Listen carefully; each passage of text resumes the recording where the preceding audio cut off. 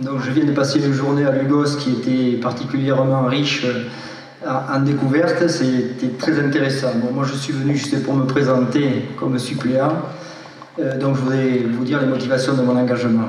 Donc je suis élu depuis 89 sur la commune de Virlade et maire depuis 95. Mon père l'était avant, nous avons passé 62 ans au service de la commune en cumul. Donc je suis aussi très actif au sein de la communauté de communes et de la vie dans mon canton. J'ai mis en place sur notre communauté de communes la pesée embarquée, quelque chose qui est important, qui permet de réduire les déchets, de faire des économies, donc des idées d'environnement, de développement durable, il n'y a pas que les écolos qui en font. Hein. Voilà, je demande aussi là, chez nous, sur notre territoire, la réalisation d'une zone industrielle à proximité d'un échangeur que nous avons sur notre canton, qui doit être le seul du département à ne pas avoir de zone industrielle à proximité. Donc ça va bien dans le sens du développement des entreprises, du développement économique sur notre circonscription. Voilà. La Garonne aussi, je vis au bord de la Garonne. Bon, vous n'avez pas la Garonne, mais nous on l'a. Et il y a des choses à faire vivre aussi. Ça fait partie de ce nouveau territoire pour vous, puisque vous n'étiez pas avec nous autrefois. Mais c'est un fleuve qui a le droit de vivre, et on en a parlé avec Maxime, il y a aussi beaucoup de choses à faire au niveau du tourisme et du transport. Donc, je suis non encarté, pour l'instant. Maxime Sibé m'a sollicité donc, pour être son suppléant. J'ai mis un petit moment à lui répondre, parce que je voulais d'abord que mes conseillers soient d'accord. Mais par contre, j'ai vite compris, lors de nos premiers contacts, sa loyauté, son enthousiasme, sa connaissance du territoire pour quelqu'un qui est arrivé, sa rapidité d'analyse, on l'a encore vu ce matin, lors des discussions au sujet de la gare de Lugos, mais il vous en parlera sûrement. Et j'ai compris que c'était l'homme de la situation, l'homme qu'il nous fallait sur notre circonscription.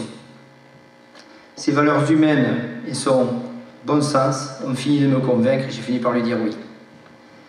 Donc j'ai aussi une expérience qui reflète une certaine réalité, parce que pendant tous mes mandats, ou presque, j'avais une commune qui était à droite à côté, qui est passée à gauche après, où effectivement, je l'ai déjà dit à Bazas, mais je vais le redire, j'ai compris que le socialiste était bipolaire.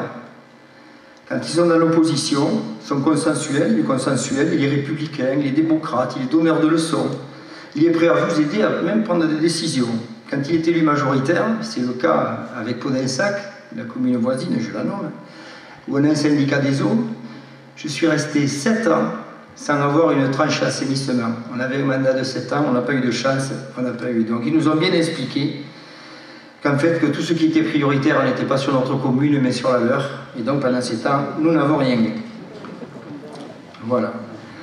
Donc en plus, pendant ces travaux-là, pendant les tranches qu'ils faisaient, le fait d'avoir sur ce syndicat une commune de moins de 1000 habitants, ils avaient des subventions majorées dont ils ont profité. Et maintenant, comme ces subventions sont moins importantes, ils nous ont demandé d'instaurer la participation au raccordement à l'égout pour effectivement que les Virlandais payent un petit peu plus cher. Ce qui j'ai trouvé assez désagréable et maladroit. Bon, je pense que sur le plan social, nous n'avons aussi aucune leçon à recevoir. Je le montre tous les jours sur ma commune. Parce que le maire, dans une petite commune de 1000 habitants, doit être très proche de ses habitants, puis qu'il soit de droite ou de gauche, il faut qu'on s'occupe de tout le monde. Donc j'espère que vous comprendrez pourquoi je suis convaincu qu'il n'est pas raisonnable de laisser toutes les commandes à un seul parti, parce que si aux législatives, on ne se mobilise pas, mais c'est ce qui risque de se passer. C'est pour ça que je vous demande de vous mobiliser auprès de Maxime Sibé et de moi-même pour un nouvel élan social. Je vais lui laisser la parole, je suis bref.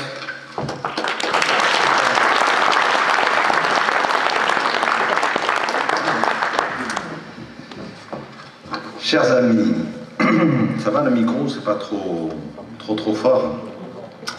Je ne suis pas venu ici pour parler à certains, mais je suis venu parler à chacun. Et je ne suis pas venu parler, vous avez bien écouté ce qu'a dit Philippe Lacoste tout à l'heure, que je remercie d'être à mes côtés, je ne suis pas venu parler non plus à quelques-uns, mais je suis venu parler à tous et à chacun dans cette circonscription. L'Assemblée nationale représente la volonté politique de la France. Un député, Un député, c'est quelqu'un qui vote des lois, mais ça ne fait pas que voter des lois. Un député, ça fait aussi des propositions de loi.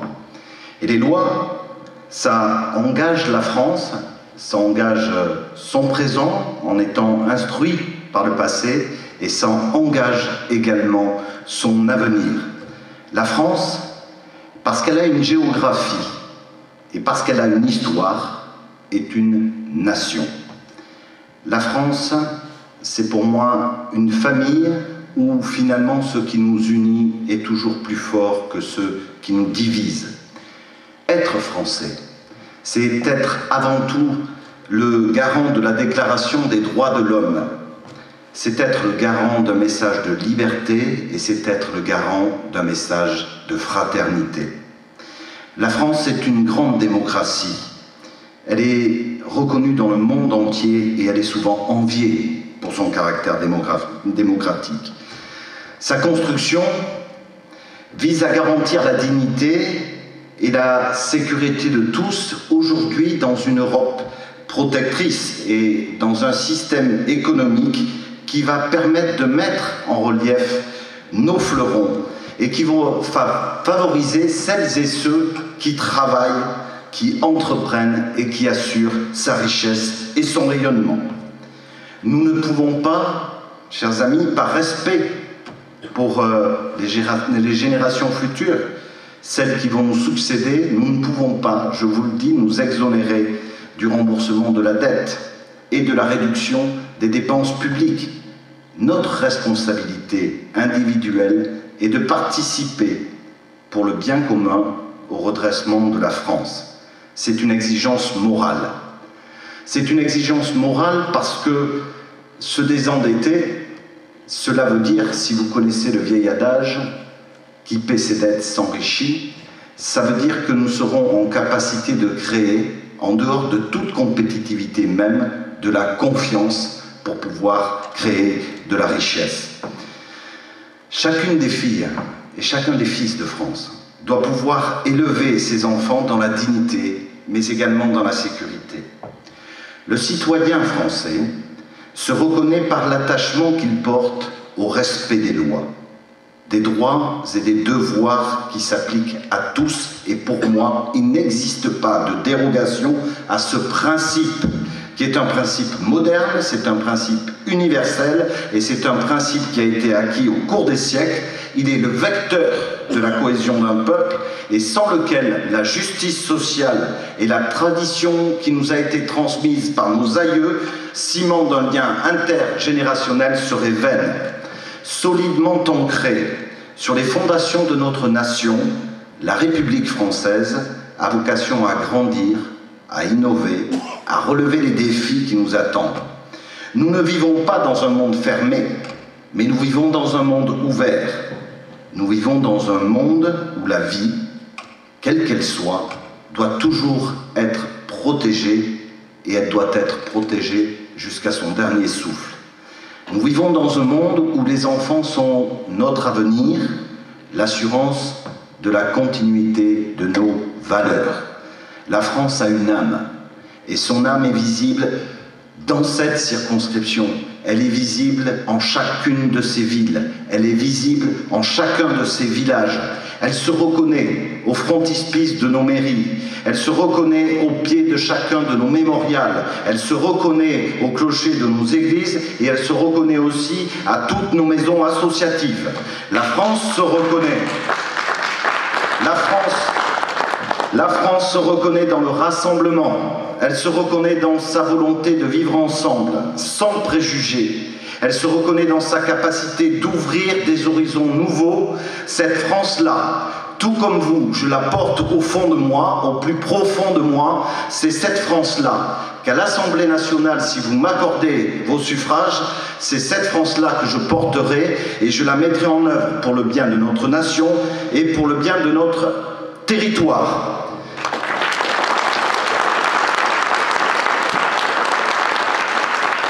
Notre territoire, c'est justement de lui que je veux à présent vous parler. Ce territoire, en venant avec vous, parmi vous, ce territoire, je l'ai vraiment épousé.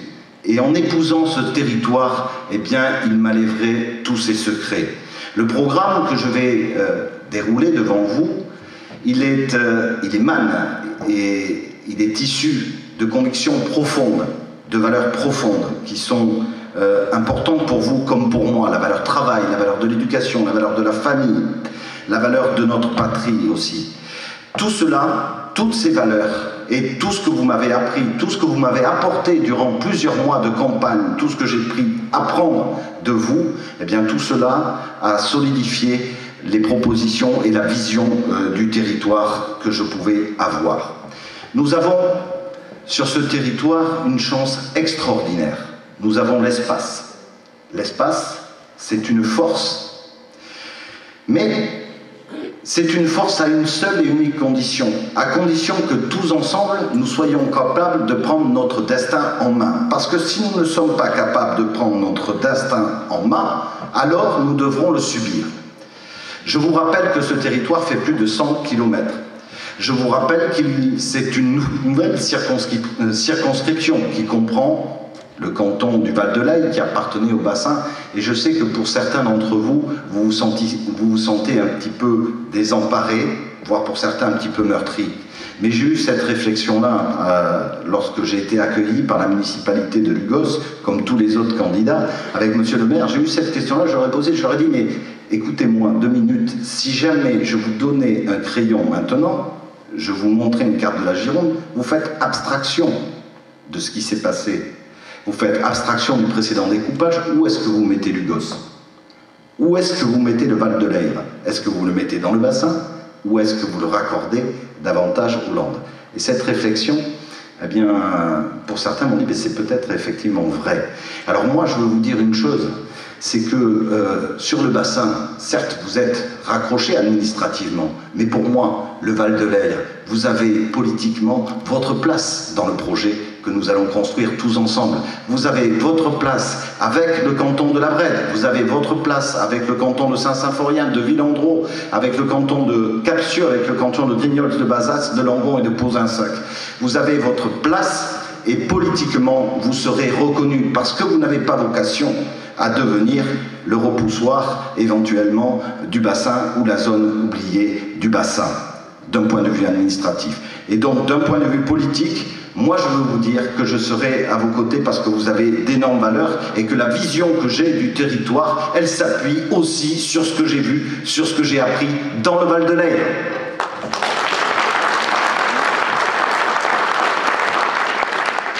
Ce territoire, il faut que nous le construisions tous ensemble. Vous avez une vaste métropole qui est en train de se construire, horizon 2030. Un homme, Alain Juppé, a construit Bordeaux et il envisage, horizon 2030, il sera peut-être plus là à cette époque-là, tout au moins en tant que maire de Bordeaux, mais il a envisagé le devenir de la ville et de l'agglomération. Et c'est bien la mission d'un homme politique que d'envisager l'avenir. On n'est pas là pour préparer un immédiat avenir, on est là pour avoir une pensée qui va loin et qui voit loin. Et c'est quelque chose d'essentiel. Cette agglomération bordelaise, qui est en train de se construire, horizon 2030, construit également en son sud, autour de la gare Saint-Jean, des milliers de kilomètres carrés, des milliers d'hectares qui vont être donnés aux entreprises. Vous savez qu'il y aura le TGV qui va arriver de Paris à 2 heures de Bordeaux. Bordeaux n'aura pas la capacité de loger tout le monde. Nous sommes particulièrement desservis. Si vous regardez la position de notre territoire aujourd'hui et du Sud-Gironde, il y a 2 mots qui le caractérisent. Nous sommes à la fois un territoire incontournable, parce que où que l'on veuille aller, qu'on aille à l'est ou qu'on descende au sud, eh bien nous sommes obligés de passer par notre territoire et de le contourner. Et nous sommes également incontestables parce que nous avons des atouts économiques et un savoir-faire majeur. Ces savoir-faire, ils ont été voulus et ils ont été façonnés par chacun d'entre vous, par vos familles, par ceux qui vous ont précédé sur ce territoire. Et c'est ces valeurs-là qu'il faut faire valoir tous ensemble au-delà des clivages politiciens.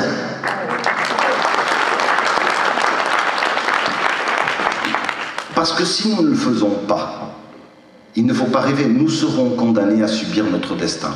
Cela veut dire que la nature ayant horreur du vide, eh bien, nous deviendrons une cité dortoir. Et si nous devenons une cité dortoir, alors tout ce que d'autres candidats ont pu proposer, tout ce que l'on pourra proposer, avec laquelle on ne peut être que d'accord quand on nous parle de mission de service public, quand on nous parle de services, on en veut tous. Mais ces services, ils n'ont d'intérêt que s'il y a de la vie sur le territoire. J'y reviendrai tout à l'heure quand je vous parlerai de la présence médicale ou d'un certain type de transport. Tout cela ne vaut que s'il y a de la présence et de la vie sur le territoire. Ça veut dire qu'il faut qu'avant tout, les gens travaillent sur le territoire. Et pour qu'ils travaillent, il faut peut-être déjà que nous nous servions de nos atouts et de nos richesses. La première d'entre elles, et j'en ferai une priorité nationale, c'est l'agriculture. Pourquoi l'agriculture? Parce que dans les années horizon 2050, nous allons devoir nourrir plus de 9 milliards d'individus. C'est la première chose. La deuxième chose, c'est que l'agriculture aujourd'hui représente l'excédent commercial de la France. La troisième raison, c'est qu'on nous a parlé de développement industriel de la France. J'eus aimé à l'époque qu'on me dise, parce que tous les candidats à la présidentielle en ont parlé, mais j'aurais aimé qu'on me dise quel horizon et quelle filière garde-t-on. Si vous regardez les télécommunications, nous avons été champions dans les télécommunications, n'est-ce pas Marie-Christine? On le sait très bien, Christiane également. On a été champions dans les communications. Aujourd'hui, on ne sait pas ce qu'il en reste. Est-ce qu'on veut revenir sur les télécommunications? La maintenance aéronautique et spatiale. Nous sommes particulièrement brillants en maintenance aéronautique et spatiale. Eh bien, est-ce que c'est une filière qu'on veut développer? L'industrie agroalimentaire, à mon sens, doit être la filière prioritaire que nous devons développer dans notre pays.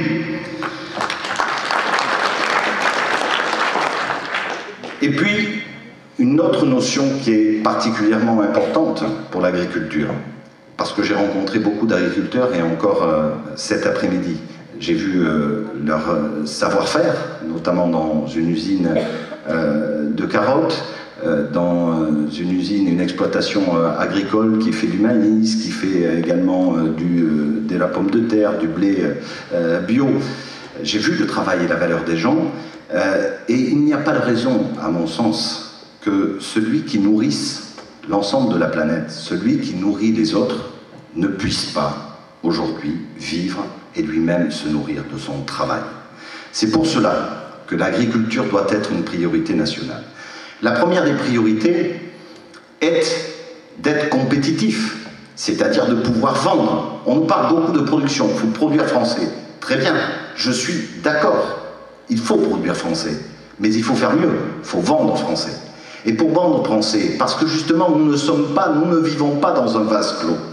C'est un peu ce que je reproche aux socialistes, et c'est un peu ce que j'ai reproché aussi à l'attitude de François Hollande dans son discours. On a eu l'impression qu'il a donné un discours à la France comme si nous vivions en vase clos. Et aujourd'hui, il se retrouve écartelé par différents points. On dirait c'est un peu l'image de Manpower, mais qui ne bouge pas, si vous voulez. D'un côté, il est pris par l'Europe. De l'autre côté, il y a sa majorité PS qui essaie de le ramener de l'autre côté en lui disant « tu vas vraiment faire ce que tu as dit ». Ah oui, mais j'ai un peu quelques difficultés. Il y a derrière, au niveau du pied droit, il est pris par l'ensemble des communes et des collectivités territoriales qui lui disent « attention, ne fais pas l'imbécile parce que sinon, nous, dans 2 ans, on va prendre une vague bleue derrière, on va perdre nos communes, le conseil général, le conseil régional, etc. » Et puis il est pris également par le peuple de France avec le projet de société qu'il a proposé, avec lequel nous ne sommes pas forcément en accord derrière. Et j'aurais aimé, dans la bouche de François Hollande, qui nous explique un petit peu un certain nombre de choses, notamment en matière d'agriculture, puisqu'il a fait un ministère du redressement productif. J'ai mis du temps à m'y faire. Dont acte, très bien. Mais pour être productif, c'est bien. Mais pour vendre, qu'est-ce qu'il faut faire? Il faut être, comme je vous l'ai dit, compétitif. Donc il faut, parce que moi je ne vois qu'une solution, il faut alléger le coût du travail.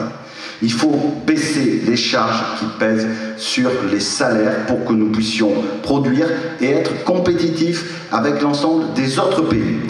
Et pour compenser cette baisse des charges sociales, eh bien je propose que soit taxé peut-être davantage la distribution, voire éventuellement, dans un certain nombre de cas, bien définie la transformation, et que peut-être aussi on trouve à taxer le commerce des œuvres d'art, parce que je ne vois pas pourquoi on maintiendrait l'ISF et que le commerce des œuvres d'art n'en ferait pas partie, parce que pour moi, se nourrir, c'est plus prioritaire que le commerce des œuvres d'art.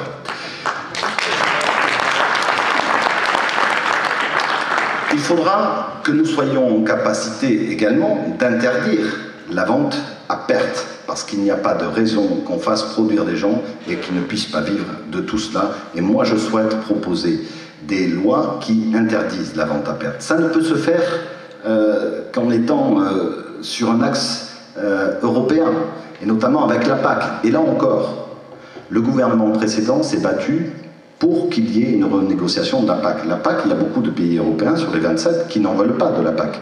L'Angleterre ne veut pas de la politique agricole commune.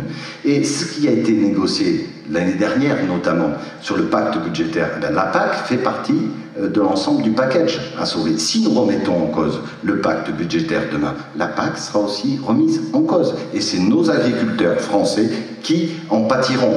Donc, voyez à quel point c'est important d'être cohérent, notamment au niveau européen. La PAC, elle va être renégociée. Il y a, à mon sens, quelque chose qui serait intéressant à envisager au niveau européen.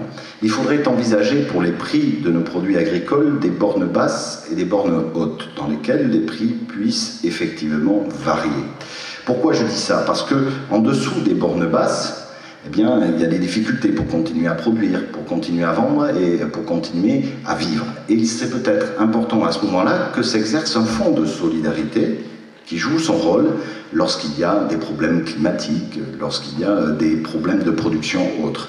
Et puis au-dessus de la borne haute, on pourrait justement créer ce fonds en créant des taxes supplémentaires qui permettraient d'alimenter le fonds pour que, lorsqu'il y a une difficulté, on puisse faire vivre l'ensemble de notre production agricole.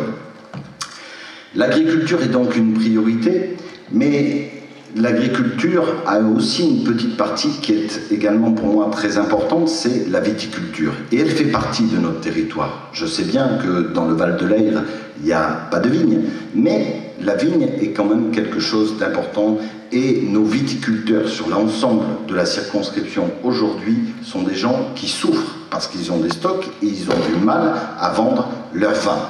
Il faut promouvoir nos vins.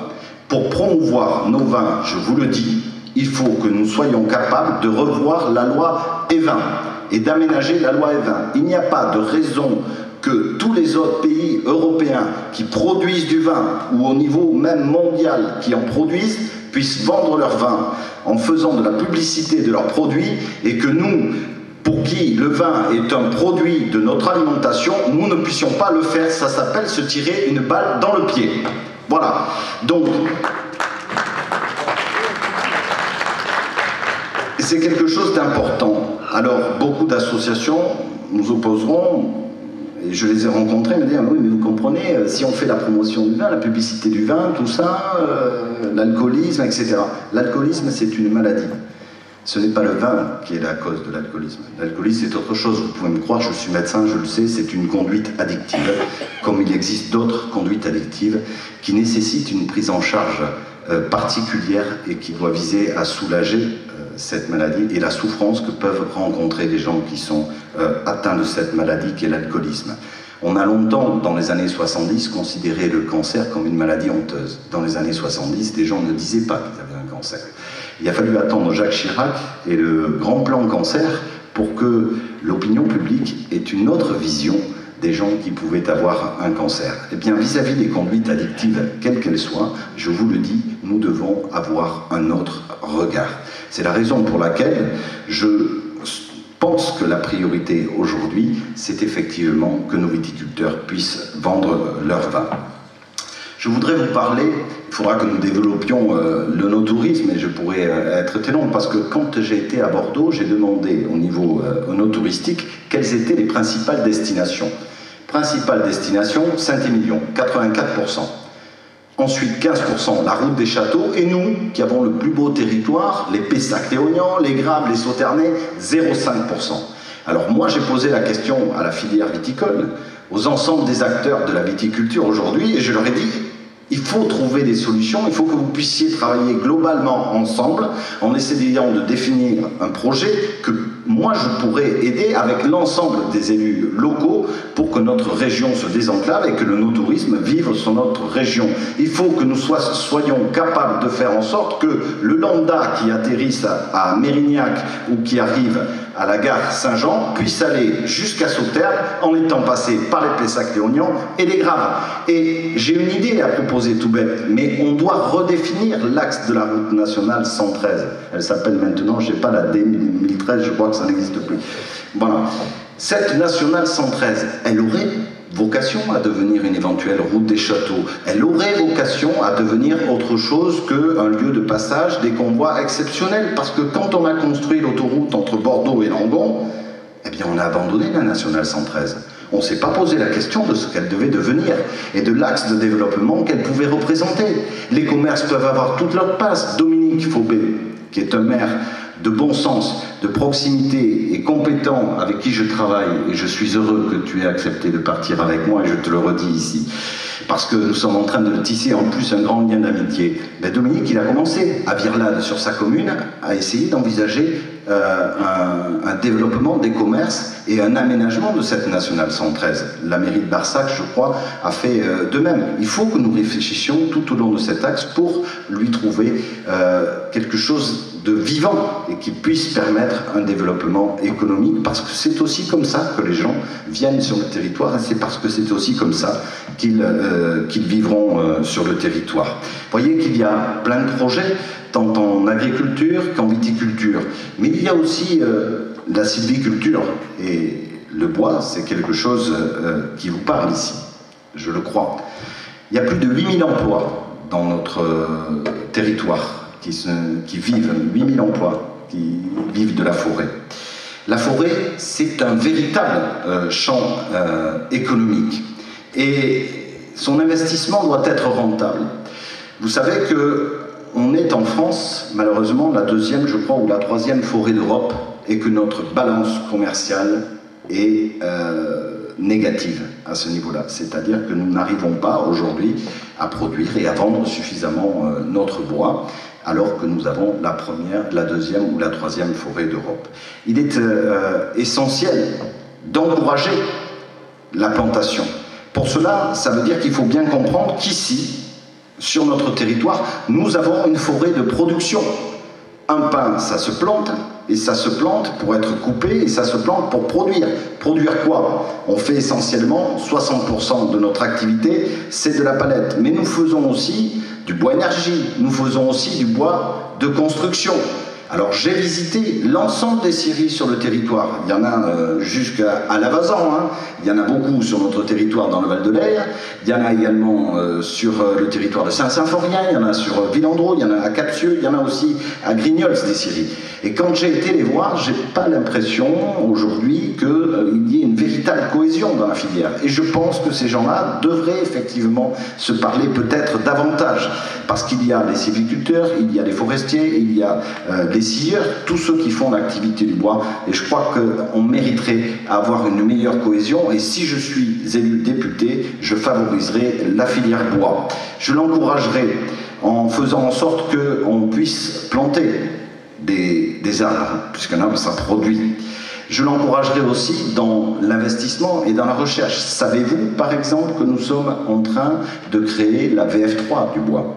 C'est une version du bois qui est en fait un mariage hybride entre le pin des Landes de chez nous et puis un pin maritime dont les racines sont peut-être plus profondes mais qui vit avec moins d'eau et beaucoup plus de soleil, qui est le pin maritime qui se trouve au Maroc. Et de cela, on a fait un nouveau pin qui a tendance à pousser beaucoup plus droit, peut-être un petit peu plus vite et avec beaucoup moins de nœuds. Et ce pin serait certainement beaucoup plus utile demain à la construction. Donc on fait des projets en termes d'investissement et en termes de recherche. Il faudra, parce que je l'ai entendu, que nous soulagions les normes. C'est valable pour la forêt, mais c'est valable pour tout. Un député, il ne doit pas penser nécessairement à faire et à refaire en permanence des lois. Quand il fait une loi, c'est parce qu'il veut aller d'un point A à un point B, que cette loi va engager la nation, va engager son avenir, mais il réfléchit aussi, à mon sens, à supprimer ou à englober un certain nombre de lois pour que le dispositif qu'il va proposer soit beaucoup plus simple et compréhensible pour tous et surtout beaucoup plus efficace. L'empilement des lois, faire des lois pour faire des lois, ça ne sert pas à grand chose. Ce qu'il faut, c'est des lois qui soient véritablement efficaces. Et aujourd'hui, tout l'arsenal législatif, toutes les normes que nous pendons rendent, pour ceux qui travaillent, leur exercice quotidien particulièrement difficile en permanence. Je l'ai entendu dans la bouche de ceux qui font l'exploitation de la forêt, je l'ai entendu aussi dans ceux qui exploitent quels que soient les services et autres, et je crois que nous devons aller vers une simplification normative. Cela me semble essentiel. Tous nos atouts, si nous sommes capables d'y travailler tous ensemble autour, doivent nous permettre d'amener de la vie sur le territoire. Amener de la vie sur le territoire, et ça doit nous permettre demain de pouvoir attirer de nouvelles entreprises. Il y a, chère Christiane, pas loin de chez toi, au Barp, un pôle de compétitivité qui, à mon avis, joue le rôle d'un véritable aimant pour de nombreuses entreprises, notamment dans la maintenance du laser mégajoule, mais aussi dans l'installation d'autres entreprises, notamment des entreprises d'optique. Et je crois que c'est essentiel à développer. Nous devrons réfléchir tous ensemble à ce que j'ai proposé depuis fin décembre dernier, c'est-à-dire la création de zones franches rurales. Et je remarque d'ailleurs que cette idée vient d'être reprise très récemment par la communauté européenne et notamment par l'Allemagne pour que des gens puissent venir s'installer. Et les zones franches, elles devront être concertées, peut-être pas sur le même modèle avec lequel nous avons fait des zones franches urbaines. C'est-à-dire que si nous sommes, avec tous les maires, les 88 maires de toutes les communes du Sud Gironde, avec les collectivités territoriales, si nous sommes capables de dire ensemble, voilà ce que nous voulons au niveau économique, voilà à quel endroit je pense qu'il faut que nous puissions proposer un développement de telles entreprises. Parce que si nous réfléchissons qu'au niveau de l'entité de la commune, ou si nous réfléchissons qu'au niveau de l'entité de l'intercommunalité, sans regarder ce qui se passe à côté, alors on peut tomber